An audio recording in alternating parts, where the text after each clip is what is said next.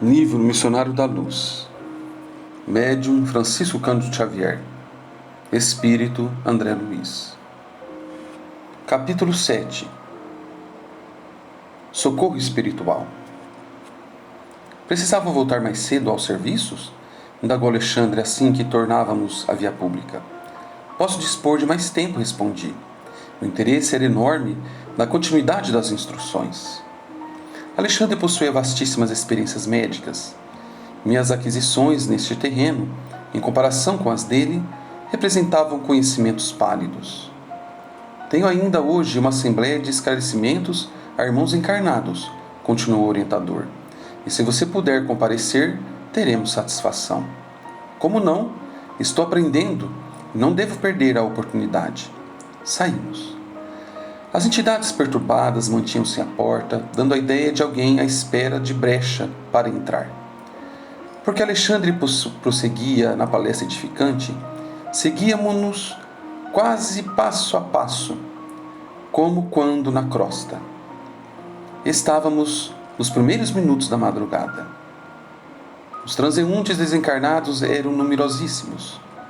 A maioria de natureza inferior, trajava roupa escura, mas, de espaço a espaço, éramos defrontados por grupos luminosos que passavam céleres em serviços cuja importância se adivinhava.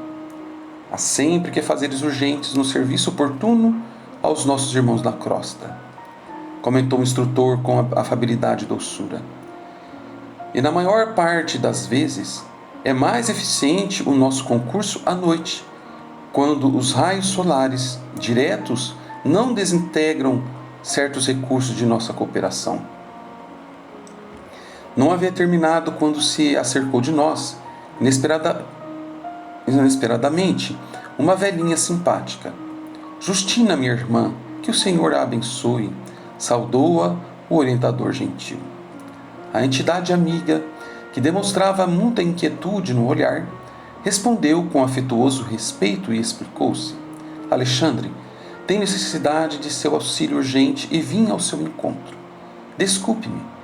E antes de o instrutor pudesse sondar-lhe verbalmente a aflição, a interlocutora prosseguiu. Meu filho Antônio encontra-se em estado gravíssimo. Agora era Alexandre que a interrompia. Adivinho o que passa. Quando o visitei no mês findo, notei-lhe as perturbações circulatórias. Sim, continuou a mãe aflita. Antônio vive num círculo de pensamentos muito desregrados, apesar do bom coração. E hoje trouxe para o leito de repouso tantas preocupações descabidas, tanta angústia desnecessária, que as suas criações mentais se transformaram em verdadeiras torturas. Embalde, auxiliei-lhe com os meus humildes recursos. Infelizmente, é tão grande o seu desequilíbrio interior que toda a minha colaboração resultou inútil, permanecendo-lhe o cérebro sob ameaça de um derramamento mortífero. E sentindo a gravidade do minuto, acrescentou triste. Alexandre, bem sei que devemos subordinar nossos desejos aos desígnios de Deus. Entretanto, meu filho necessita de mais alguns dias na terra. Creio que em 2 meses conseguirei dele, indiretamente, a solução de todos os problemas que lhe afetam a paz da família. Sua autoridade pode auxiliar-nos. Seu coração, edificado em Cristo, permanece em condições de fazer-nos semelhante bem. Reconhecendo a urgência do assunto, exclamou o orientador, a caminho, não temos tempo a perder. Daí a poucos instantes, penetramos a residência confortável. A velhinha aflita conduziu-nos a uma alcova espaçosa, onde o filho-chefe da casa repousava metido em lençóis alvos, dando-me a impressão característica de um moribundo. Antônio parecia próximo dos 70 anos e exibia todos os sinais de arteriosclerótico adiantado. O quadro era agora profundamente educativo para mim, que entrara num círculo valioso de observações novas. Identificava perfeitamente o estado pré-orgânico em todas as suas expressões físicos espirituais. A alma confusa e inconsciente movimentava-se com dificuldade, quase que totalmente exteriorizada, junto ao corpo móvel, a respirar dificilmente.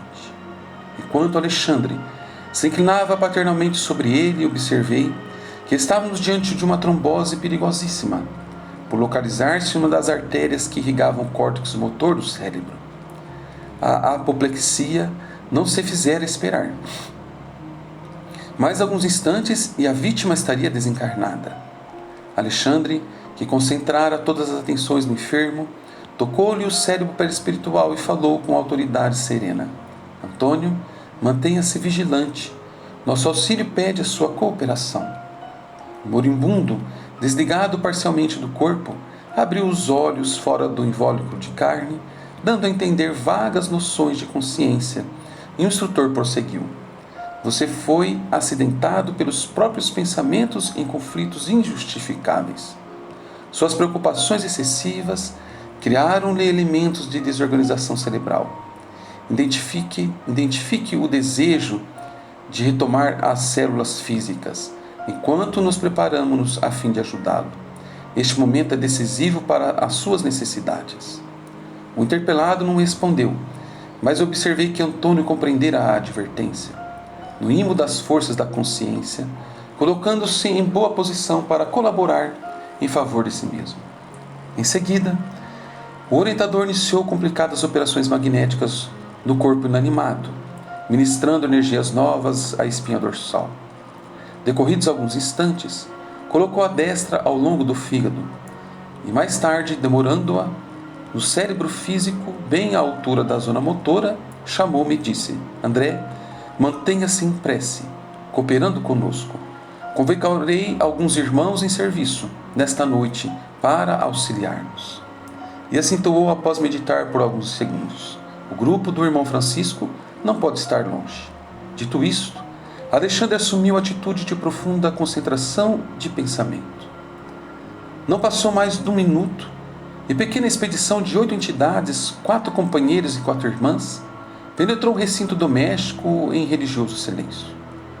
Saudamo-nos todos. Ligeiramente, e o instrutor dirigiu-se atencioso à entidade que guardava atribuições de chefia. Francisco, precisamos aqui das emanações de algum dos nossos amigos encarnados, cujo veículo carnal esteja agora em repouso equilibrado. E ao passo que o novo irmão observava, cuidadoso, o agonizante, Alexandre acrescentava: Conforme observa, estamos diante de um caso gravíssimo. É preciso muito critério na escolha do doador de fluidos. O dirigente dos socorristas pensou um momento e obtemperou: Temos um companheiro que nos atenderá razoavelmente. Trata-se de Afonso. Enquanto vou buscá-lo, nosso grupo auxiliará da sua ação curativa, emitindo forças de colaboração magnética através da prece. Francisco adiantou-se imediatamente. Nesse instante, a velhinha aproximou-se do instrutor e falou respeitosa: Se há necessidade de fluidos de irmãos encarnados, quem sabe poderíamos empregar o concurso de minhas netas, que repousam nos aposentos próximos. Não, respondeu Alexandre delicadamente. Não atenderíamos às exigências em curso. Precisamos de alguém suficientemente equilibrado no campo mental. A mãe inquieta afastou-se enxugando os olhos. Atendendo a sinal afetuoso do orientador, aproximei-me, observando o doente de mais perto, mantendo-me embora na íntima atitude de oração. Antônio é viúvo há 20 anos, explicou Alexandre, e está nas vésperas de vir ter conosco no plano espiritual. Nosso amigo, porém, necessita de mais alguns dias na crosta para deixar alguns problemas sérios devidamente solucionados. O Senhor nos concederá a satisfação de colaborar no reerguimento provisório de suas forças. E fosse porque me detinha a observar o grupo de entidades que oravam, silenciosas, ou em razão de pretender beneficiar-me com os novos ensinamentos, o instrutor esclareceu: Temos aqui o grupo do irmão Francisco. Trata-se de uma das inumeráveis turmas de socorro que nos prestam cooperação. Muitos companheiros consagram-se aos trabalhos dessa natureza, mormente à noite, quando as nossas atividades de auxílio podem ser mais intensas. Verdadeiro mundo de interrogações assomavam-me o cérebro a fim de solucionar as questões do momento. Contudo, compreendendo a gravidade dos minutos, em face da tarefa para a qual fôramos chamados, resolvi silenciar. Não decorreu muito tempo e Francisco voltava, seguindo a alguém. Tratava-se do companheiro encarnado a que Alexandre se referira. Não houve oportunidade para as saudações. O orientador, tomando-lhe a destra, conduziu imediatamente à cabeceira do moribundo, dizendo-lhe com autoridade afetuosa: Afonso, não temos um segundo a perder. Coloque ambas as mãos na fronte do enfermo e conserve-se em oração. O temperlado não pestanejou, dando-me a impressão de um veterano em semelhantes serviços de assistência. Parecia sumamente despreocupado de todos nós, fixando-se tão somente na obrigação a cumprir. Foi então que vi Alexandre funcionar como verdadeiro magnetizador.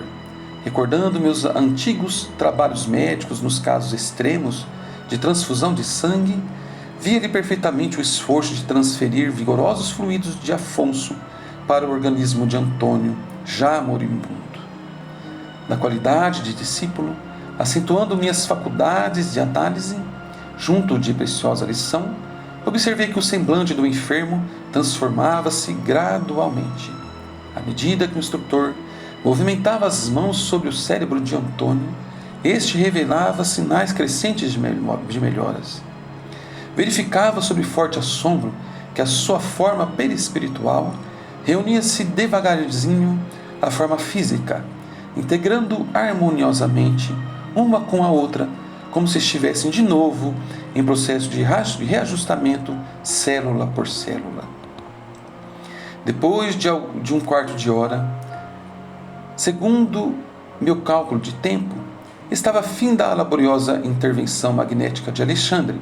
Chamando a velhinha, a acentuou: Justina, o coágulo acaba de ser reabsorvido e conseguimos socorrer a artéria com os nossos recursos, mas Antônio terá no máximo 5 meses a mais de permanência na terra. Se você pleiteou o auxílio de agora para ajudá-la a resolver negócios urgentes, não perca as oportunidades, porque os reparos deste instante não perdurarão por mais de 150 dias.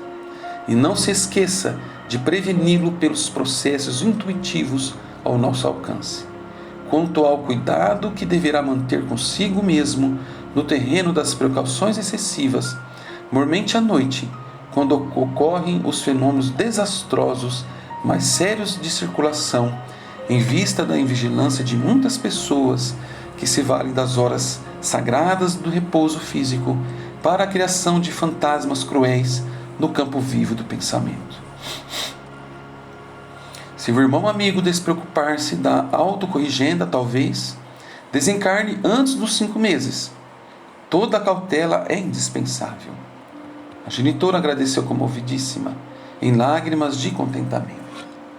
Alexandre recomendou ao socorrista encarnado que retirasse as mãos de sobre a fronte do enfermo e vi, então, o inesperado. O doente, grave e reintegrado às funções orgânicas, com a harmonia possível, abriu os olhos físicos, como se estivesse profundamente embriagado, e começou a gritar estentoricamente: Socorro, socorro! Acuda-me, pelo amor de Deus! Eu morro, estou morrendo! Algumas jovens acorreram espantadas e trêmulas, em roupas brancas, percebendo-se que as filhas carinhosas e sensíveis vinham atender ao pai ansioso. Papai, papai, exclamavam lacrimosas. Que foi isto? Estou morrendo, minhas filhas. Chamava o enfermo em voz pungente. Chamem o médico depressa. Mas que sente, papai? Perguntou uma delas, em pranto convulsivo. Sinto-me morrer. Tenho a cabeça tonta, incapaz de raciocinar. Grande era a azáfama dos encarnados que passavam por nós, embrulha indescritível, atropelando-se uns aos outros, sem o mais leve traço de consciência a respeito da nossa presença ali. Alexandre solicitou ao irmão Francisco fornecesse instruções a Afonso para que este regressasse ao lar, e depois da providência dispôs-se a retirar e disse-me sorrindo diante da estranheza que a atitude alarmante das moças me causava. Geralmente, quando os nossos amigos encarnados gritam chorosos por socorro, nosso serviço de assistência já se encontra completo. Partamos.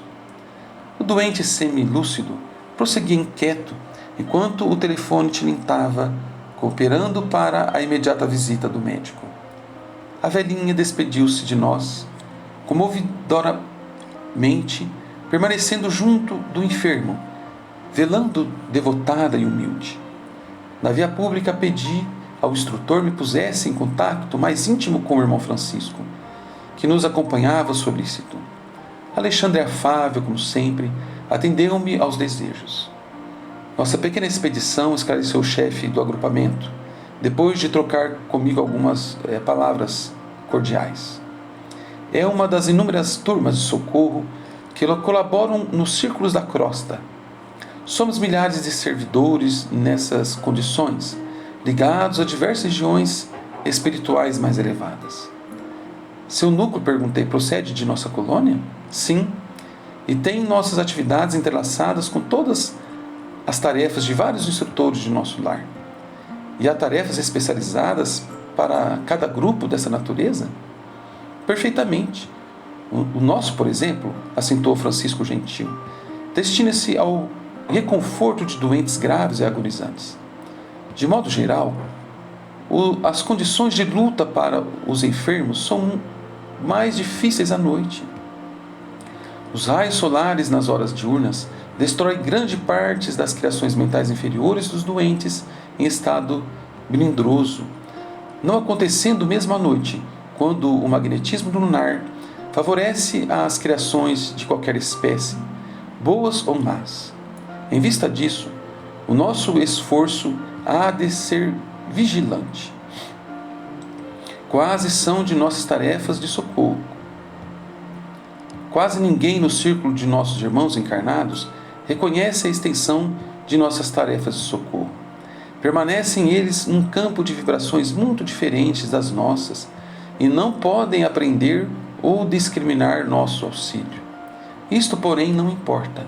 Outros benfeitores muito mais elevados que aqueles dos quais podemos guardar conhecimento direto, velam por nós e inspiram-nos devotadamente no campo das obrigações comuns, sem que vejamos a sua forma de expressão nos trabalhos referentes aos divinos desígnios.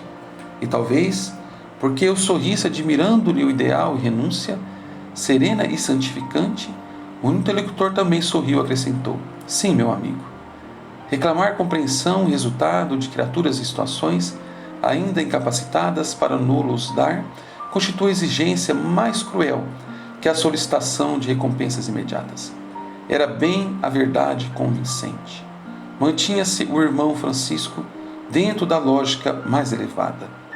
Os que auxiliam alguém interessados no reconhecimento ou na compensação quase sempre permanecem de olhos cerrados para o concurso divino e invisível que de mais alto recebem. Exigem que os outros lhe identifiquem a posição de benfeitores, mas nunca se recordam de que amigos sábios e desvelados lhes oferecem a melhor cooperação dos planos superiores, sem deles reclamarem a mínima nota de gratidão pessoal. São muitos enfermos afins, continuou meu interlocutor, interrompendo-me as reflexões íntimas, que se reúnem depois da morte do corpo, em tarefas de amparo fraternal, quando já alcançaram os primeiros degraus da escada de purificação. Do que me é possível ajuizar, semelhantes trabalhos são das mais eficientes e desígnios em favor dos homens. Raramente os companheiros encarnados, com excelentes condições de saúde física, podem compreender as aflições dos enfermos em posição desesperadora ou dos moribundos prestes a partir. Nós outros, porém, no quadro de realidade mais fortes, sabemos que muitas vezes é possível efetuar realizações deveras sublimes, de natureza espiritual, em poucos dias, nessas circunstâncias, depois de largos anos de atividades inúteis. No leito da morte, as criaturas são mais humanas e mais dóceis. Dir-se-ia que a moléstia intransigente enfraquece os instintos mais baixos, atenua as labaredas mais vivas das paixões inferiores, desanimaliza a alma, abrindo-lhe em torno interstícios abençoados por onde penetra a infinita luz. E a dor vai derrubando as pesadas muralhas da indiferença, do egoísmo cristalizado e do amor próprio excessivo. Então, é possível grande entendimento. Lições admiráveis felicitam a criatura que, palidamente embora, percebe a grandeza da herança divina. Acentua-se-lhe o heroísmo e gravam-se-lhe no coração para sempre mensagens vivas de amor e sabedoria. Na noite espessa da agonia começa a brilhar a aurora da vida eterna. E os seus clarões indistintos, nossos princípios são facilmente aceitos. A sensibilidade demonstra características sublimes e a luz imortal lança fontes de infinito poder nos recessos do espírito.